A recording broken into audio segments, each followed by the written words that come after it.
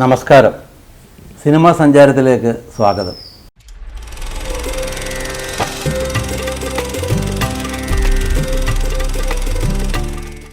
കഴിഞ്ഞ 5 പതിറ്റാണ്ടിലേറെയായി തെന്നിന്ത്യൻ സിനിമാ ലോകത്ത് പല ഭാഷകളിലായി 150ഓളം സിനിമകൾ പ്രത്യേകമായ എഡിറ്റിംഗ് നിർവഹിച്ച ഒരു വലിയ എഡിറ്റിംഗ് കലാകാരനാണ് നമ്മളിന്ന് പരിചയപ്പെടുന്നത്. ഹിന്ദി, തമിഴ്, മലയാളം, തെലുങ്ക് എന്നീ ഭാഷകളിലെല്ലാമായി അദ്ദേഹം സിനിമ വർക്ക് ചെയ്തിട്ടുണ്ട്.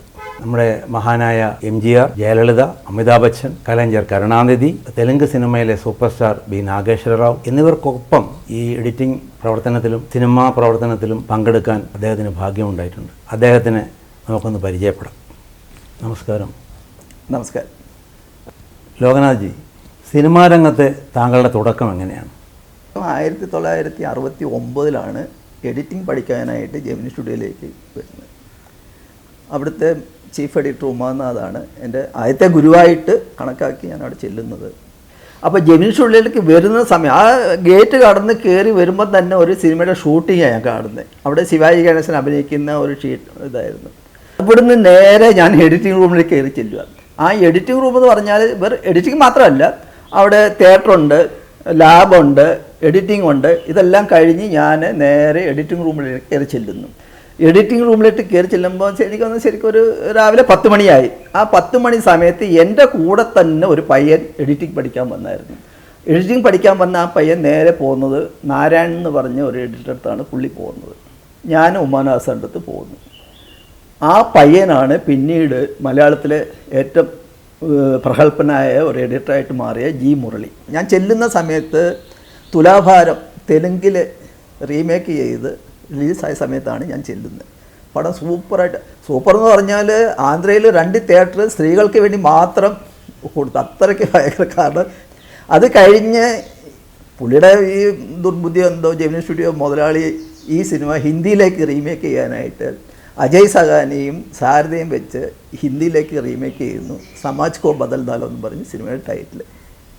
ആ പടം വിചാരിച്ച പോലെ പോയില്ല. MGRമായിട്ടുള്ള കൂടിക്കാഴ്ച എങ്ങനെയായിരുന്നു? സുമാരെ MGRായിട്ടുള്ള അനുഭവം എന്ന് പറഞ്ഞാൽ, ഞാൻ ജെമിനി സ്റ്റുഡിയോയിലുള്ള സമയത്താണ് MGRൻ്റെ 2 സിനിമ വർക്ക് ചെയ്യുന്നത്. ഒന്ന് നീരും നെരുപ്പും, ഒന്ന് നിന്നത്തേയും കുടിപ്പോയ. ആ 2 സിനിമയുടെ എഡിറ്റർ നമ്മുടെ ഉമാനാഥ് സാറാണ്. ഈ 2ലും ജയലളിതയാണ് അതിൽ ഹീറോയിൻ. അപ്പോൾ അവിടെ വെച്ചാണ് ശരിക്കും ഞാൻ MGRനെ പരിചയപ്പെടുന്നത്.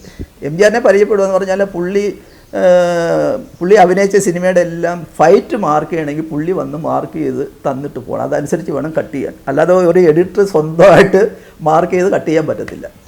അപ്പോൾ ഈ നീരും നെരുപ്പും വർക്ക് ചെയ്യുന്ന സമയത്ത് പുള്ളി ജെമിനി സ്റ്റുഡിയോയിൽ വന്നു. ജെമിനി സ്റ്റുഡിയോ എന്ന് പറഞ്ഞാൽ മറ്റേ പബ്ലിക് എഡിറ്റിങ്ങിലല്ല, പുള്ളി ബാലുവിന് ഒരു എഡിറ്റിംഗ് റൂമുണ്ട്. അവിടെ MGR വരും, ഞാനും ഉമാനാഥ് സാറും അവിടെ ചെല്ലും. അപ്പോൾ പുള്ളി മാർക്ക് ചെയ്യും. അപ്പോൾ മാർക്ക് ചെയ്യുന്ന ഗ്യാപ്പിൽ നമ്മുടെ ഓരോ കാര്യങ്ങളൊക്കെ ചോദിക്കും. അങ്ങനെ ചോദിക്കുന്ന വഴിക്കാണ് തമ്പി പേരെന്നാന്ന് ചോദിച്ചു. അപ്പോൾ ഞാൻ പറഞ്ഞു ലോകനാഥ്. அந்த പേര് കേരളാവിൽ ഇല്ലേ പുള്ളിയോട്. ഉടനെ പുള്ളി തന്നെ ഇങ്ങനെ പറയോ, ഒരുവേള നീങ്ക വന്ന് തമിഴ്നാട്ടിലേന്ന് അങ്ങ് പോയി സെറ്റിൽ ആയിരിപ്പിക്കുമോ, അപ്പിടിത്താ உங்களுக்கு அந்த പേര് വന്നിരിക്ക് എന്ന് അവിടെ പുള്ളി ഒരു രസമായിട്ടുള്ള ഒരു കാര്യമൊക്കെ പറയായിരുന്നു. ആള് രസികനും നമ്മൾ ഈ വെളി കാണുന്ന പോലെ ഒന്നുമല്ല. ആള് നമ്മൾ പറയുന്നത് കേൾക്കുകയും പിന്നെ പ്രത്യേകിച്ച് പുള്ളിക്ക് മലയാളികളോട് പ്രത്യേക ഒരു സ്നേഹമൊക്കെ ഉണ്ടായിരുന്നു. അത് നമ്മുടെ നാട്ടുകാരനായിരുന്നു. അത് പുള്ളിക്ക് എപ്പോഴും ഉണ്ട്. അത് തന്നെയല്ല, മലയാളിയെ കണ്ട പുള്ളി ഒതുക്കത്തി മലയാളത്തിലോ സംസാരിക്കത്തുള്ളൂ. അങ്ങനെയാണ് MGRായിട്ട് എനിക്ക് ഒന്ന് സഹകരിക്കാനുള്ള അവസരം കിട്ടുന്നത്. പിന്നെ ആ പടത്തിൻ്റെ ഹീറോയിനി ജയലളിത ആയതുകൊണ്ട് അവരും പിൽക്കാലത്ത് ഒരു മുഖ്യമന്ത്രിയായിട്ടൊക്കെ ആയതുകൊണ്ട് 2 മുഖ്യമന്ത്രിമാരുടെ പടം ജോലി ചെയ്യാനുള്ള അവസരം എനിക്ക് കിട്ടി. പ്രശസ്ത സംവിധായകൻ ഭാരതിരാജയുമായുള്ള താങ്കളുടെ അനുഭവം ഒന്ന് പങ്കുവയ്ക്കാം. ഭാരതിരാജയെ ഞാൻ ശരിക്കും പറഞ്ഞാൽ ആദ്യം മീറ്റ് ചെയ്യുന്നത് 69-70 ആ കാലഘട്ടത്തിലാണ് മീറ്റ് ചെയ്യുന്നത്. അത് നമ്മുടെ മലയാളത്തിൽ സ്വപ്നം, തമിഴിൽ ദാഹം ചെയ്ത് ബാബുനന്ദൻ കൂടുമായിട്ട് വർക്ക് ചെയ്യുന്ന സമയത്താണ് ഞാൻ ഭാരതിരാജയായിട്ട് മീറ്റ് ചെയ്യുന്നത്. അങ്ങനെ ഞാനും ഭാരതിരാജയായിട്ട് ഭയങ്കര കമ്പനി ആകുന്നു. അപ്പോൾ ഭാരതിരാജയ്ക്ക് അങ്ങോട്ട് വന്ന ഉടനെ റിപ്പോർട്ടിൽ എന്നെ മുമ്പിൽ തന്നിട്ട് നീ നോക്കിക്കോടാന്ന് പറഞ്ഞ് അങ്ങ് പോകും. അത്രയ്ക്കൊരു ക്ലോസ് ഇതായിരുന്നു. അങ്ങനെ ഭാരതിരാജയും ഞാനും കൂടെ തമിഴിലൊരു സിനിമ തലൈപ്രസവം എന്നും പറഞ്ഞ് കൃഷ്ണൻ നായർ ഡയറക്ഷനിൽ ഒരു മൂവി, അതിൻ്റെ എഡിറ്റർ ഒരാളായിരുന്നു. ആ സിനിമയുടെ ഒരു പകുതി വർക്ക് ചെയ്തിട്ടും എനിക്ക് പൈസ കിട്ടുന്നില്ല. ഞാൻ ആ മൂവി അവിടെ വെച്ച് കട്ട് ചെയ്തപ്പം അത് ഇതോട് കൂടിയിട്ട് ഭാരതിരാജയായിട്ടുള്ള കണക്ഷൻ വിട്ടുപോയി എനിക്ക്. പിന്നെ ഞാൻ ഭാരതിരാജയെ കാണുന്നത് പുള്ളി വലിയ ഡയറക്ടറായിട്ട് 16 വയതിലൊക്കെ കഴിഞ്ഞ് സിവപ്പ് രോജാക്കൾ ചെയ്യുന്ന സമയത്ത് ഞാൻ AVN സ്റ്റുഡിയോയിൽ സിനിമയുടെ ഇത് വർക്ക് നടന്നുകൊണ്ടിരിക്കുമ്പോൾ എന്നെ കാണാനായിട്ട് വന്നു. എന്നെ കാണാനായിട്ട് വരുന്ന ഇത് എന്ന് വെച്ചാൽ എൻ്റെ ശിഷ്യനായിരുന്നു പുള്ളിയുടെ എഡിറ്റർ. അപ്പോൾ അവൻ വിളിച്ചോണ്ട് വന്ന് ഇതുപോലെ ലോക് സാർ ഇവിടെ ഉണ്ട് കാണാമെന്ന് പറഞ്ഞ് ഭാരതി രാജ വന്ന് കണ്ട് നീ എവിടെ ആയിരുന്നടാ അതൊക്കെ എൻ്റെ അടുത്ത് ചോദിച്ചു. ഞാൻ പറഞ്ഞു എന്താ പറയാ, പക്ഷേ ഞങ്ങൾ തമ്മിലുള്ള കണക്ഷൻ അന്നേ കണ്ടിന്യൂ ചെയ്തിരുന്നെങ്കിൽ ഈ 16 വയസ്സിലൊക്കെ ഞാൻ ചെയ്തു പോയത്. അപ്പോൾ ഇതൊക്കെ ഒരു നിമിത്തമാണ്. അത് അങ്ങനെയായിരുന്നു ഭാരതി രാജയായിട്ടുള്ള എൻ്റെ സിനിമയിലെ അനുഭവം എന്ന് പറയുന്നത്. തെലുങ്കിലെ സൂപ്പർ സ്റ്റാറായിരുന്ന നാഗേശ്വര റാവുവിൻ്റെ അന്നപൂർണ സ്റ്റുഡിയോയിൽ താങ്കൾ എങ്ങനെ എത്തിച്ചേർന്നു? അതായത് നമ്മുടെ നാഗേശ്വര റാവുവിൻ്റെ അന്നപൂർണ പിക്ചേഴ്സിലേക്ക് ഒരു അസോസിയേറ്റ് എഡിറ്ററെ വേണമെന്ന് പറഞ്ഞുള്ള ഒരു ഇത് വരുന്നത്. അപ്പോഴാണ് എൻ്റെ ഗുരു എന്നെ സജഷൻ ചെയ്തത്, ഒരു പയ്യനുണ്ട്. അപ്പോൾ ഒരു വർഷം ആയതേ ഉള്ളൂ ജോലി പഠിക്കാൻ കയറിയിട്ട്. ഏതായാലും ആ ഇതിലാണ് ഞാൻ അന്നപൂർണ പിക്ചേഴ്സിൽ മണി സാറിൻ്റെ അസോസിയേറ്റായിട്ട് അവിടെ ചെന്ന് ജോയിൻ ചെയ്യുന്നത്. ഹിന്ദി സിനിമയിലേക്കുള്ള താങ്കളുടെ കടന്നുവരവ് എങ്ങനെയാണ്? സൂപ്പർ സ്റ്റാർ അമിതാഭ് ബച്ചൻ്റെ കൂടെ താങ്കൾ വർക്ക് ചെയ്തിരുന്നല്ലോ, അതിനെപ്പറ്റി ഒന്ന് പറയാമോ? അപ്പോൾ അമിതാഭ് ബച്ചനുമായിട്ട് ഞാൻ നേരത്തെ സൂചിപ്പിച്ചെന്ന് തോന്നുന്നു. ജെമിനി സ്റ്റുഡിയോയിൽ ഉണ്ടായിരുന്ന സമയത്താണ് ഇരുകോടുകൾ റീമേക്ക് ചെയ്ത്, അങ്ങനെയാണ് അമിതാഭ് ബച്ചൻ വരുന്നത്. മറ്റേ തമിഴിൽ ജെമിനി ഗണേശൻ ചെയ്ത റോളാണ് ചെയ്തിരിക്കുന്നത്. അങ്ങനെ മാലാ സിംഗ ഹീറോയിനി. ആദ്യത്തെ സിനിമ സബ്സെ ബഡാ റുപയ്യ, അത് മറ്റേ നമ്മുടെ മെഹ്മൂദ് ആയിരുന്നു അതിലെ ഹീറോ. അപ്പോൾ ഇത് ക്ലിക്കായത് ആ പടത്തിൻ്റെ വർക്ക് ചെയ്ത് അത് കഴിഞ്ഞിട്ട് 75 വീണ്ടും ഒരു ഹിന്ദി സിനിമയ്ക്ക് വേണ്ടിയിട്ട് പോകുന്നു. രംഗില്ല രത്തൻ എന്നും പറഞ്ഞിട്ട്. രംഗില്ല രത്തൻ എന്ന് പറഞ്ഞാൽ ശരിക്കും ഒരു അതിൻ്റെ മുതലാളി എന്ന് പറഞ്ഞാൽ ഒരു ഗാംബ്ലിംഗ് നടത്തുന്ന ആളാണ്. അങ്ങനെയാണ് രണ്ടാമത്തെ സിനിമയ്ക്ക് വേണ്ടി പോകുന്നത്. രണ്ടാമത്തെ സിനിമയ്ക്ക് പോകുമ്പോൾ ഒരു 3 മാസത്തോളം ബോംബെയിൽ ആ ഹിന്ദി സിനിമയുടെ വർക്കിന് വേണ്ടിയിട്ട് സ്പെൻഡ് ചെയ്തു. അപ്പോൾ അന്ന് ശരിക്കും ഒരു എഡിറ്ററുടെ ജോലി തന്നെയാണ് ഈ സൗണ്ട് സൈഡ് നോക്കുന്ന എഡിറ്റർക്ക് ഉള്ളത്.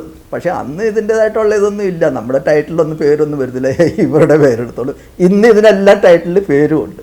പിന്നെ എനിക്ക് ടൈറ്റിൽ പേരെന്ന് വെച്ചാൽ ഈ 70 സഞ്ജോക്ക് ചെയ്യുന്ന സമയത്ത് ടൈറ്റിൽ പേര് വന്നു കഴിഞ്ഞു. അമിതാഭ് ബച്ചൻ്റെ സിനിമയിൽ എൻ്റെ ഇതായിരുന്നു. അങ്ങനെയായിരുന്നു ഈ ഹിന്ദി സിനിമയായിട്ടുള്ള എൻ്റെ ബന്ധമുള്ളത്. രംഗീല രത്തൻ എന്ന് പറഞ്ഞ ആ സിനിമ വർക്ക് ചെയ്യുന്ന സമയത്ത് അതിന് ഡബ്ബിങ് മുഴുവൻ നടന്നത് നമ്മുടെ പഴയ സുനിൽ ദത്തിൻ്റെ വീട്ടിൽ വെച്ച. അന്നത്തെ സൂപ്പർ സ്റ്റാർ അവിടെ സുനിൽ ദത്തിൻ്റെ വീട്ടിൽ ഒരു അണ്ടർഗ്രൗണ്ടിലാണ് ഇത് ഡബ്ബിങ് തിയേറ്റർ ഉള്ളത്. അവിടെ വെച്ചാണ് ഈ സിനിമയുടെ മൊത്തം ഡബ്ബിങ് നടക്കുന്നത്. ആ ഡബ്ബിങ് നടക്കുന്ന സമയത്ത് ഈ ഇന്നത്തെ സഞ്ജയ് ദത്ത് ഇവരെല്ലാം, കാരണം 50 കൊല്ലം മുമ്പല്ലേ, അവരെല്ലാം കൊച്ചു പിള്ളേരാണ്, കളിച്ച് നടക്കുന്ന സമയമാണ് അത്. നമ്മുടെ തിയേറ്ററിൽ ആ ഡബ്ബിങ് തിയേറ്ററിൻ്റെ അടുത്തൊക്കെ അവർ വന്ന് കളിച്ചിട്ട് പോകുന്ന സമയം. അത് വലിയൊരു അനുഭവമായിട്ട് എനിക്ക് തോന്നിയിട്ടുണ്ടെന്ന്. താങ്കളുടെ ആദ്യത്തെ സിനിമ ഏതായിരുന്നു? 1975 പൂജയ്ക്കെടുക്കാത്ത പൂക്കൾ അസോസിയേറ്റായിട്ട് മലയാളത്തിലേക്ക് വരുന്നത്. പൂജയ്ക്കെടുക്കാത്ത പൂക്കൾ നമ്മുടെ ശങ്കരൻ നായർ ഡയറക്ഷനും സബ്ജക്റ്റായിരുന്നു. അങ്ങനെയാണ് എൻ്റെ മലയാളത്തിലേക്കുള്ള ഒരു പക്ക മലയാളത്തിലേക്കുള്ള എൻട്രി എന്ന് പറഞ്ഞാൽ 1975 ഞാൻ വരുന്നത്. പൂജക്കിടക്കാത്ത പൂക്കൾ ചെയ്ത് കഴിഞ്ഞാണ് ഞാൻ സ്വന്തമായിട്ട് ഉൽപ്പത്തി എന്നുള്ള സിനിമ. അത് എൻ്റെ ഒരു കൂട്ടുകാരെന്ന് പറയുമ്പം ഞാൻ നേരത്തെ പറഞ്ഞിട്ടുണ്ടല്ലോ, രജനീകാന്ത്, സൂപ്പർ സ്റ്റാർ രജനീകാന്ത്, മലയാളത്തിലെ ശ്രീനിവാസൻ, ഇവരും എല്ലാം കൂടെ ഒന്നിച്ച് പഠിച്ച് നമ്മുടെ ഫിലിം ചേംബർ ഒരു ആക്ടിംഗ് കോഴ്സ് നടത്തുന്നുണ്ടായിരുന്നു. ആ ആക്ടിംഗ് കോഴ്സിൽ ഒന്നിച്ച് പഠിച്ച ഒരു ജെയിംസ് ഞാൻ ചെയ്ത സിനിമയുടെ അസോസിയേറ്റ് ഡയറക്ടറായിരുന്നു. അങ്ങനെയാണ് പുള്ളി 78 എൻ്റെ അടുത്ത് ചോദിച്ച് ഒരു സിനിമ ഇൻഡിപെൻഡൻ്റായിട്ട് ചെയ്യുന്നു എന്ന് ചോദിച്ചു. ഞാനതിൽ എടുത്ത ഇതിൽ ഞാൻ ചെയ്യാമെന്നൊന്നും പറഞ്ഞില്ല. ഞാൻ ചോദിച്ചു നല്ല കമ്പനിയാണോ നല്ല ഡയറക്ടറാണോ, കാരണം നമ്മൾ തുടങ്ങിക്കഴിഞ്ഞ് പകുതിയിൽ നിന്ന് പോയാൽ നമ്മുടെ ഫ്യൂച്ചർ പോകും.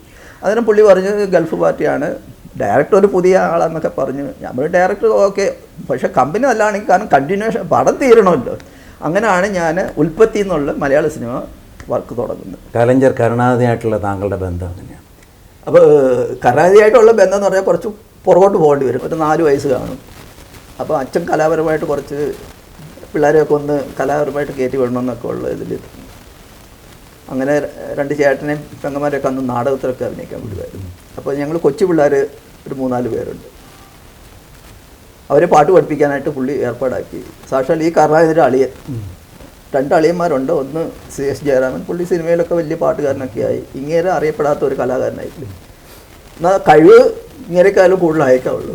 പക്ഷേ മദ്യപാനമൊക്കെ ആയതുകൊണ്ട് പുള്ളിയുടെ ഇത് അങ്ങനെയാണ് ഈ പാട്ട് പഠിപ്പിക്കാൻ വരുന്നത്.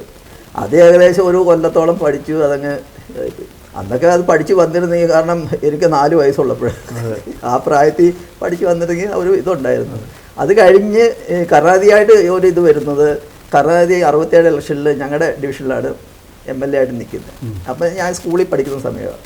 അന്ന് നമ്മുടെ വീട്ടിലാണെങ്കിൽ ഈ DMKയുടെ ഒരു ഇതായിട്ടുള്ള സമയമാണ്. അങ്ങനെ പുള്ളിക്ക് വേണ്ടിയിട്ട് ഇലക്ഷൻ പ്രചാരണത്തൊക്കെ നമ്മൾ പോകും. അന്ന് ഇതുപോലെ കറണ്ടും ഇതൊന്നും ഇല്ല.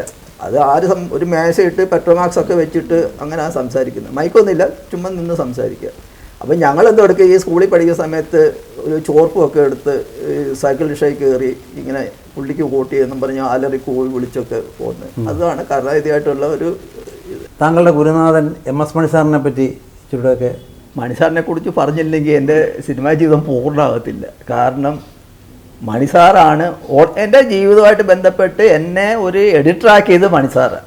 ഇപ്പോൾ എന്നെ എന്തെങ്കിലും വഴക്ക് പറയണമെന്നുണ്ടെങ്കിൽ പുള്ളി മാറ്റി അങ്ങോട്ട് പോകും. മാറ്റിക്കൊണ്ട് അവിടെ വെച്ചാൽ പുള്ളി എന്നെ വഴക്ക് പറയുന്നത്. വഴക്ക് എൻ്റെ ഇതുവരെ പറയത്തില്ല, കാരണം നമ്മളതുപോലെ വർക്കിലും ഇത് ചെയ്യുന്നത്. എന്നെ പുള്ളി വഴക്ക് പറഞ്ഞാൽ എന്താണെന്നറിയാമോ, നീ ഓവർ ഇൻ്റലിജൻ്റ് ആണെന്ന് പറഞ്ഞു. അതാണ് എന്നെ വഴക്ക് പറയുന്നത്. കാരണം അത്രയ്ക്ക് പുള്ളിക്ക് എന്നോടൊരു ആ വർക്കിനെ കുറിച്ച് ഒരു ഇതുള്ളതുകൊണ്ടാണ്. ശരിക്കും പുള്ളിയെടുത്ത് വന്നു കഴിഞ്ഞാണ് എഡിറ്റിങ് എന്താണെന്നുള്ളത് ഞാൻ മനസ്സിലാക്കുന്നത്. അതുപോലെ നമുക്ക് ഓരോ കാര്യങ്ങളൊക്കെ പറഞ്ഞു തരും. പുള്ളിയുടെ ജീവിതത്തിൽ നടന്നതും അത് എഡിറ്റ് ചെയ്യുന്നത് ഇങ്ങനെ. ആ കൂട്ടത്തിലാണ് ഞാൻ പറഞ്ഞ പോലെ ഒരു ഷോട്ട് സെൻസറിന് പോയപ്പോൾ ബോഡി ചിരിച്ചുകൊണ്ടിരിക്കുന്നത്. അതൊക്കെ പുള്ളിക്ക് തമാശയായിട്ട് പറയുന്നത്. അങ്ങനെയാണ് ഇതുപോലെ MGR ആയിട്ടൊരു ചെറിയ ക്ലാഷൊക്കെ ആ സമയത്ത് ഉണ്ടായിരുന്നത്. പണക്കാര കുടുംബം ചെയ്യുന്ന സമയത്ത് MGR ആളിനെ വിടുന്നു, அந்த എഡിറ്ററെ കൂട്ടിന് ഫൈറ്റ് മാർക്ക് പണ്ണു. പുള്ളി പറഞ്ഞ് നടക്കാതെ ഇപ്പോൾ ഡയറക്ടറിട്ട് ലെറ്റർ വാങ്ങിന് വാങ്ങോ വരെന്ന് പറഞ്ഞു. അവിടെ MGR നേരിട്ട് വന്ന് വിളിക്കുന്നു. നേരിട്ട് വന്ന് വിളിക്കുമ്പോൾ MGRൻ്റെ അടുത്ത് ചോദിച്ചത് നിങ്ങൾ ആരാന്ന് ചോദിച്ചു. നിങ്ങളിതിലൊരു നടൻ, ഞാനൊരു എഡിറ്റർ, നമുക്ക് രണ്ടുപേർക്ക് ഈ സിനിമയിൽ ഒരേ റോളാണ്. താങ്കൾ മലയാളത്തിൽ എത്ര സിനിമ ചെയ്തു? സിനിമ ചെയ്തെന്ന് പറഞ്ഞാൽ ഒരു 40-45 സിനിമകളും ചെയ്തിട്ടുണ്ട്. പിന്നെ എല്ലാം കൂടെ നമ്മൾ വർക്ക് ചെയ്ത സിനിമയെല്ലാം കൂട്ടുകയാണെങ്കിൽ ഒരു 100-150 സിനിമ ഞാൻ വർക്ക് ചെയ്തിട്ടുണ്ട്. ലാസ്റ്റ് ചെയ്തതെന്ന് പറഞ്ഞാൽ പ്രേം പൂജാരിയാണ് എൻ്റെ ലാസ്റ്റ് സിനിമയായിട്ട് ബന്ധപ്പെട്ട് ചെയ്യുന്നത്. ആ മലയാള സിനിമ കഴിഞ്ഞ് നേരെ ഞാൻ പോകുന്നത്, നേരെയല്ല, അത് കഴിഞ്ഞ് കുറച്ച് നാൾ കഴിഞ്ഞപ്പം അന്നേരമൊക്കെ ഈ ഫിലിം കഴിഞ്ഞു. ഫിലിം കഴിഞ്ഞിട്ട് പിന്നെ ഡിജിറ്റലായി ഒക്കെ ആയിക്കെ. പിന്നെ പൂനെയിലൊക്കെ ചെന്നിട്ട് അവിടെ കുറേ ഫിലിമിൻ്റെ വർക്കൊക്കെ ഉണ്ടായിരുന്നു. ഫിലിം ആർക്ക് വേണ്ടി ആർക്ക് അതിന് പോയിട്ട് അത് ലാസ്റ്റ് ഒരു 2019 വരെ 2020 വരെ അവിടെ വർക്ക് ചെയ്തിട്ടുണ്ട്. അതോടുകൂടി ഇപ്പോൾ റെസ്റ്റ് എടുക്കുക. ശരി. ഇത്രയും നേരം സിനിമാ വിശേഷങ്ങൾ പങ്കുവച്ച ലോകനാഥ്ജിക്ക് സിനിമാ സഞ്ചാരത്തിൻ്റെ നന്ദി. നമസ്കാരം.